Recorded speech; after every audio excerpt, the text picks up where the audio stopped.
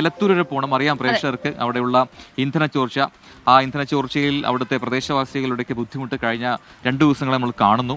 എല്ലാ ആൾക്കാരുടെയും വീടുകളിലേക്കും പറമ്പുകളിലേക്കും ഒക്കെ തന്നെ ഇതുപോലെ ഇന്ധനം പടരുന്നൊരു അവസ്ഥയുണ്ട്. അപ്പോൾ അതിൽ വളരെയധികം വലിയൊരു വീഴ്ച അധികൃതരുടെ ഭാഗത്തുണ്ടായിട്ടുണ്ട് എന്ന കാര്യം കളക്ടർ തന്നെ പറഞ്ഞു കഴിഞ്ഞിട്ടുണ്ട്. ഇനിയിപ്പോൾ വേണ്ടത് ഈ ശുചീകരണ പ്രവർത്തനങ്ങളാണ് അല്ലേ, അത് കൃത്യമായി നടത്തണം.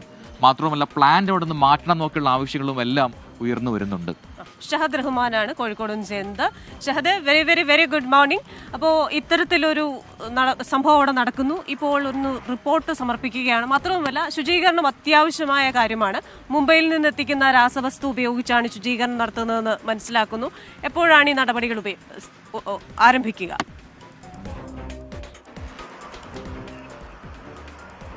Christina Prajin, very good morning.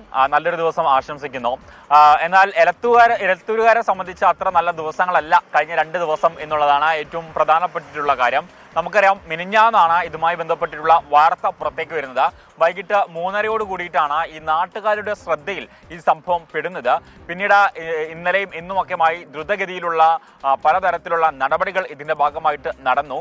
ഏറ്റവും ഒടുവിൽ ഇന്നലെ ജില്ലാ കളക്ടർ വാർത്താ സമ്മേളനം വിളിച്ച ഘട്ടത്തിൽ സ്ഥിതി ഗുരുതരമാണെന്നും അവിടെയുള്ള ജലാശയങ്ങളിലേക്കും അതുപോലെ തന്നെ കിണറുകളിലേക്കും എല്ലാം തന്നെ ഈ ഡീസൽ പടർന്നിട്ടുണ്ട് എന്നുള്ളൊരു കാര്യം ഇന്നലെ ജില്ലാ കളക്ടർ തന്നെ സ്ഥിരീകരിക്കുകയും ചെയ്തു. ആ ഒരു പശ്ചാത്തലത്തിൽ അവിടെയുള്ള നാട്ടുകാർ വലിയ രീതിയിലുള്ള ആശങ്കയിലാണ്. അപ്പോൾ അവരുടെ ആശങ്ക പരിഹരിക്കുക എന്നത് ഏറ്റവും പ്രധാനപ്പെട്ടിട്ടുള്ള ഒരു കാര്യമാണ്. അപ്പോൾ അതിനുള്ള നടപടികളാണ് ഇപ്പോൾ ജില്ലാ ഭരണകൂടം ആരംഭിച്ചിട്ടുള്ളത്.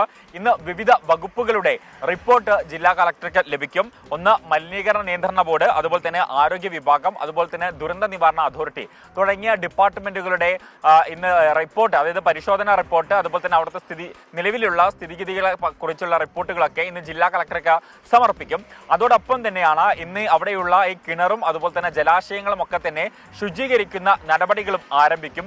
നമുക്ക് ലഭ്യമാകുന്ന വിവരം അനുസരിച്ച് ഒരു 10 മണിയോ അല്ലെങ്കിൽ 11 മണിയോടുകൂടി ഇതിന്റെ നടപടികൾ ആരംഭിക്കും എന്നുള്ളതാണ് നിലവിൽ. കാരണം ജില്ലാ കളക്ടർ ഇന്നലെയാണ് ഇതുമായി ബന്ധപ്പെട്ടുള്ള പ്രഖ്യാപനം നടത്തിയിട്ടുണ്ടായിരുന്നത്. അപ്പോൾ ഇത് പുറത്തുനിന്ന് കൊണ്ടുവരേണ്ട ഒരു കെമിക്കലാണ്.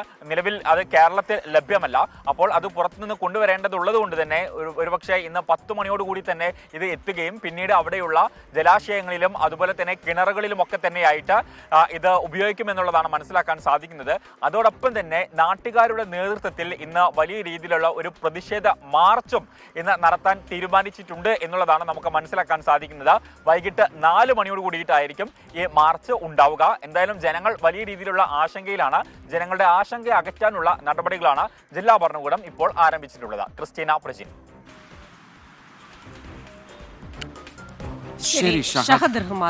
എന്തായാലും HPCL അധികൃതർ കൃത്യമായ തീരുമാനം അതിൽ എടുക്കട്ടെ എന്ന് പ്രതീക്ഷിക്കാം. ജനങ്ങളുടെ ദുരിതം മാറണം, ജനങ്ങൾക്ക് പ്രശ്നമുണ്ടാകരുത്. അത് തന്നെയാണ് നമ്മുടെയും ആഗ്രഹം.